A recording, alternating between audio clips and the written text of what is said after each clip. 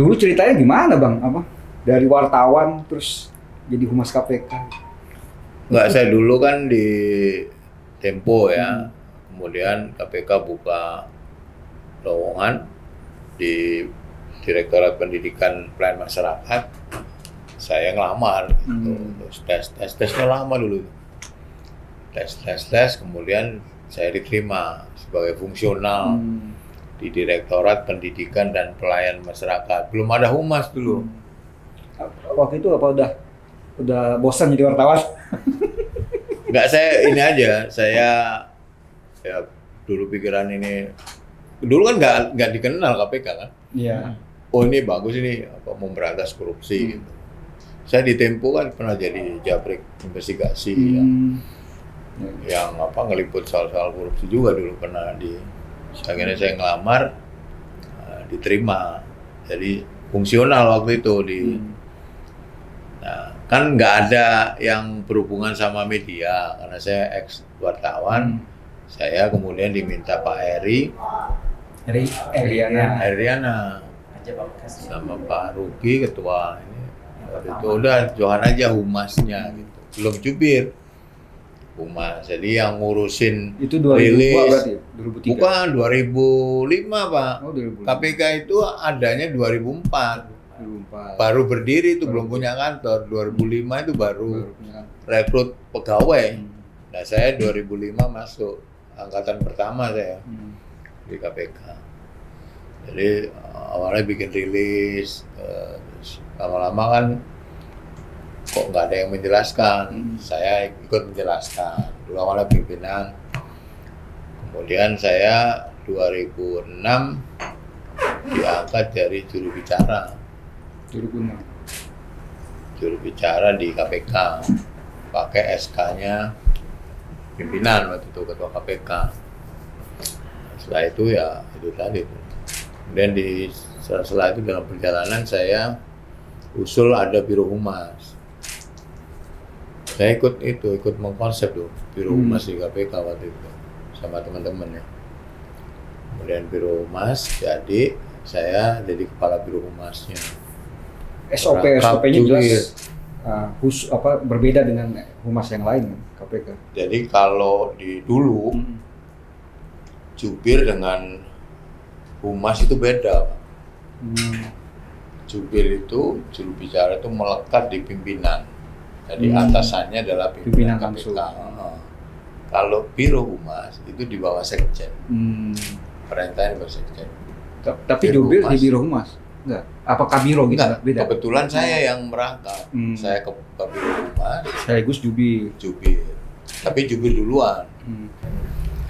Dulu itu ada aturan main jelas tuh. Yang boleh ngomong jubir sama pimpinan. Deputi nggak boleh ngomong, direktur nggak boleh ngomong, penyidik nggak boleh ngomong.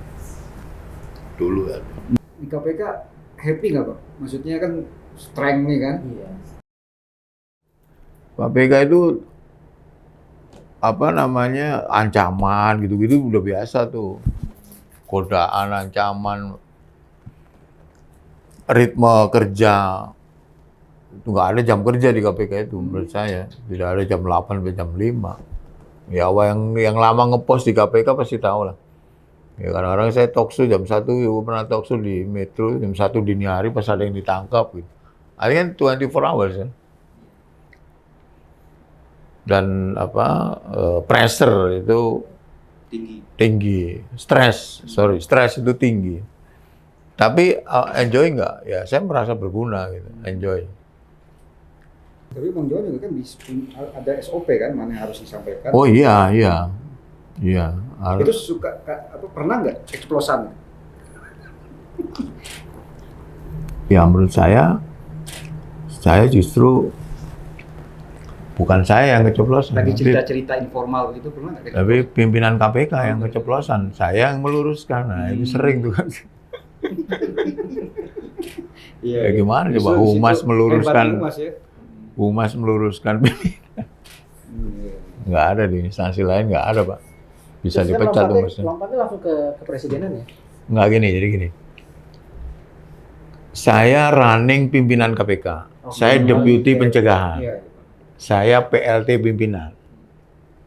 KPK 2015 diangkat Pak Jokowi sebagai pimpinan KPK kan. Iya. Kemudian saya running pimpinan KPK. Masuklah 10 besar ke DPR. Status saya waktu itu juga deputi pencegahan. Saya kan deputi pencegahan, eselon 1. Running di DPR, saya nggak terpilih kan. Nah, karena saya nggak terpilih, kemudian saya kalau mau tetap di KPK bisa, karena saya masih deputi pencegahan. Masih pegawai, ya. Kemudian saya pikir-pikir, udahlah, udah utang tuh udah capek gitu lah di situ, udah keluar aja. Saya keluar. Itu belum ada tawaran? Belum. Saya Senin keluar, besoknya ketemu Karni itu ngobrol, terus ketemu Tempo juga. Saya datang ke Tempo tuh. Datang itu foto itu yang. Iya, datang ke Tempo, welcome tadi dia bilang itu. Ada Bambang. Itu ada.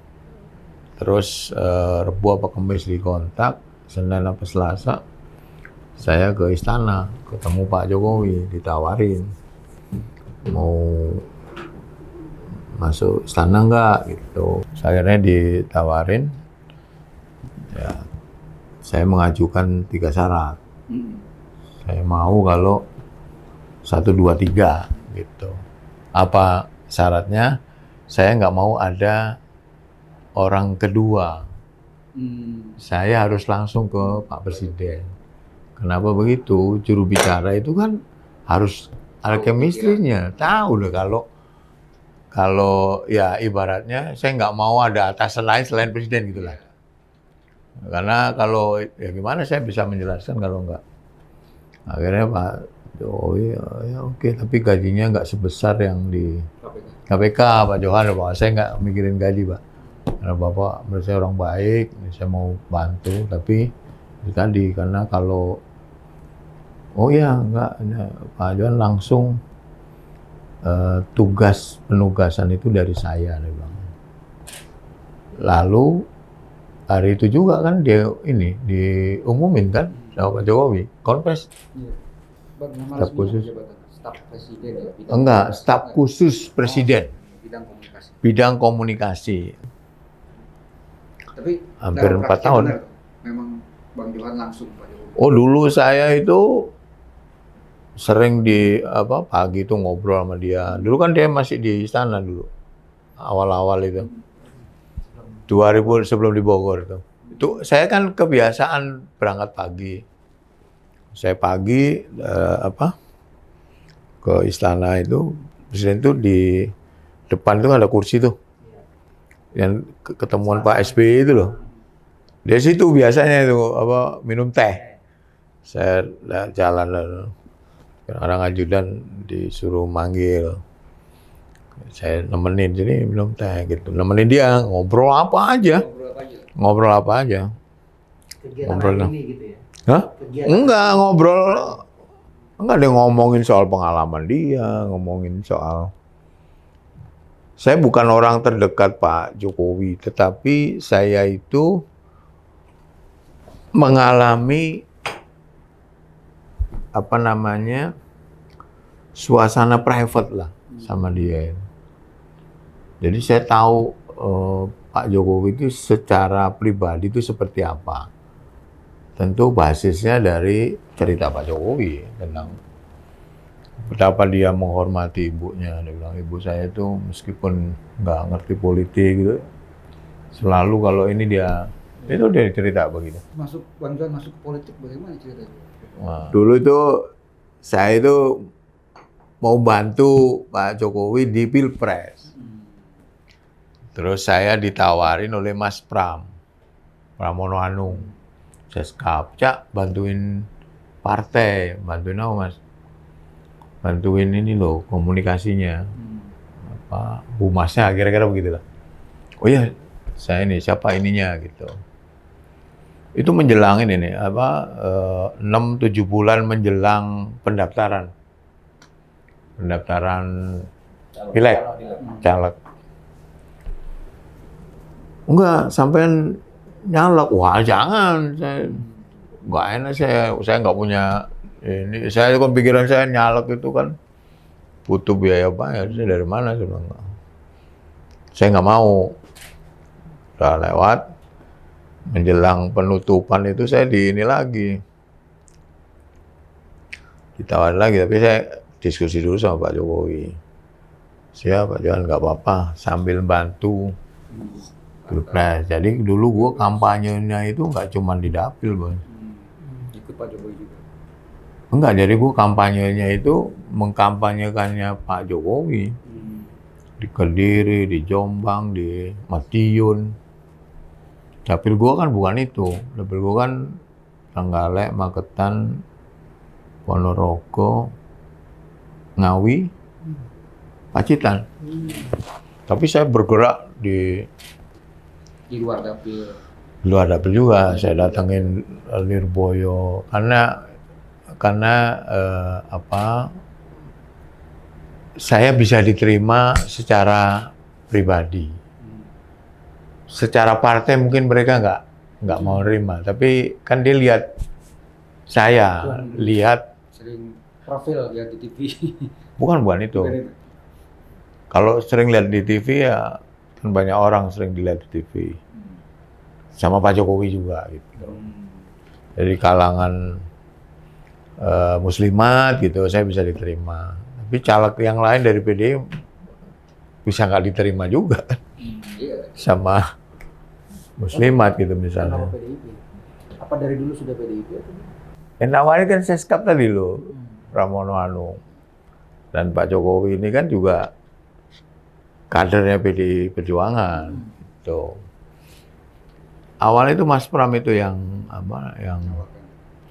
dan tawarannya itu bukan untuk jadi caleg. Bantuin Pikiran saya itu bantuin humas gitu. Nah, akhirnya saya itu nggak berpretensi jadi juga. Kayaknya nggak mungkin jadi karena kan jarang kampanye. Sekarang gini, kepemimpinan Puan Maharani deh di DPR. Nah, saya berinteraksi dengan Mbak Puan secara langsung itu ketika saya ada di istana. Mbak Puan Menko PMK. Saya mengikuti rapat-rapat kabinet karena sebagai juru bicara selalu ikut dulu itu di rapat-rapat kabinet. Yang saya ingat persis itu bagaimana pelaksanaan Asian Games. Mbak Puan itu wakilnya kalau nggak salah, Pak Yusuf Kalla ketua ininya. Nah, ketika itu orang pesimis gitu ya. Nah, disitulah kita bisa melihat bagaimana kepemimpinan Mbak Puan. Mbak Puan ini kan memang orangnya nggak suka ngomong, ya. Tapi dia bekerja dalam dalam kesunyian gitulah. Tapi kalau lihat, karena saya ngikutin betul itu rapat-rapat kabinet itu bagaimana menyusun anggarannya, bagaimana pesimis terhadap pelaksanaan Asian Games itu. Last minute ada perubahan-perubahan itu, termasuk keberanian menaikkan target. Nah, disitulah saya melihat kepemimpinan Mbak Puan ya, dalam koordinir di bawah PMK itu kalau nggak salah ada 4 atau 5 menteri lah, di bawah Menko PMK itu, atau lebih dari 5 kali. Disitulah kelihatan kepemimpinan Mbak Puan gitu, maksud saya dengan mengkoordinasikan 5 atau 6 kementerian tadi dengan hasil yang tentu dia melakukan memanggil rapat-rapat, saya kan nggak ikut. Tapi yang saya lihat kan ketika dia di rapat kabinet, kan yang melaporkan itu Mbak Puan kepada Pak Presiden mengenai pelaksanaan Asian Games itu. Di bawahnya Mbak Puan itu tentu banyak ya yang dikoordinir sama dia gitu. 5-6 kementerian, belum lagi BUMN juga waktu itu, BUMN juga. Jadi di situ saya lihat kepemimpinan Mbak Puan yang tidak di publik itu tidak kelihatan gitu loh. Kalau di DPR bagaimana? Kan ada dulu sempat ada mungkin viral di media sosial soal matikan mic. Di rapat paripurna itu kan dibatasi oleh waktu kan. Penanya itu lupa saya berapa menit, 3 menit apa 5 menit ya. Itu kadang-kadang mic-nya mati sendiri. Kadang-kadang secara otomatis itu mati gitu kalau sudah lewat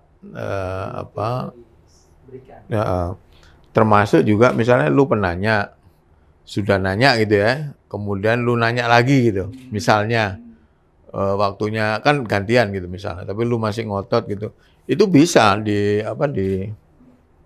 matiin dari sana, memang bisa mati secara otomatis juga bisa gitu. Nah itu yang dilihat publik kan hanya Mbak Puan dimatiin gitu misalnya. Tapi kan nggak ada penjelasan bagaimana ceritanya sampai begitu dimatiin gitu. Nah kalau nggak dibatasin itu ya namanya rapat di pasar, iya kan? Ini sidang paripurna ini kan tempat yang harusnya berwibawa dong. Apa perubahan-perubahan di DPR sejak sebelumnya? Sekarang lebih tertib, Pak, masuk DPR. Itu yang saya dapat info, gue kan baru, Bos. Gue kan tidak bisa membandingkan zaman dulu. Tapi yang gue dengar, sekarang lu masuk DPR itu nggak semrawut. Ada aturannya. Jadi baik itu ke anggota, baik itu kamu kalau ada perlu gitu ya ke DPR itu. Jadi tidak amburan. Ini yang kata anggota DPR yang lain. Kedua, pelaporan. Sekarang pelaporan itu tertib. Lu lapor, orang kan nggak tahu kalau kita reses itu harus dilaporkan. Ada auditnya, Pak. Ya dulu ini bisa. Saya nggak tahu dulu ya, pokoknya saya nggak tahu dulu, saya nggak memandang dulu. Tapi kalau sekarang yang saya alami itu gitu, reses itu harus ada laporannya dan itu diaudit. Kalau di PDI Perjuangan itu juga harus memberi laporan ke fraksi. Bentuk laporan itu harus ada berita di daerah. Sekali lagi saya nggak tahu dulu ya. Kemudian juga ada foto-foto peristiwanya. Kemudian juga harus ketemu dengan masyarakat. Ini kalau di fraksi BDI. Kapasitas seorang pemimpin itu Anda tidak bisa melihat hanya dari apakah dia populer atau tidak. Anda tidak bisa menilai integritas seseorang itu dari seleksi tes-tes itu, nggak bisa. Yang bisa itu mengukur orang itu kan dari track record-nya. Orang ini kapasitasnya seperti apa itu kan dari track record kan. Menjadi pemimpin gitu ya. Pemimpin itu bisa menjadi ketua DPR, bisa pemimpin kepala daerah, bisa pemimpin segala bidang lah, di organisasi juga. Itu kan harusnya dari rekod perjalanan itu. Mbak Puan itu sudah melewati banyak tipe model ini. Banyak mengatur atau memanage banyak tipe organisasi lah. Dia pernah jadi ketua fraksi, pernah jadi ketua fraksi partai terbesar, Bos. Itu kan butuh kepemimpinan dong, butuh kapasitas. Pernah jadi Menko, pernah jadi ketua DPP partai terbesar. Sekarang ketua DPR gitu. Jadi menurut saya menilai seseorang itu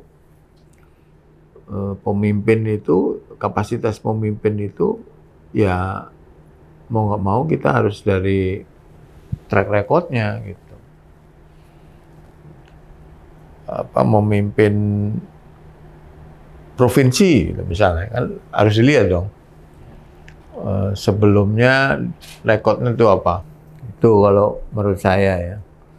Tapi sekarang kan orang dinilai dengan berkembangnya medsos ini kan orang dinilai dari bagaimana orang ini populer atau tidak.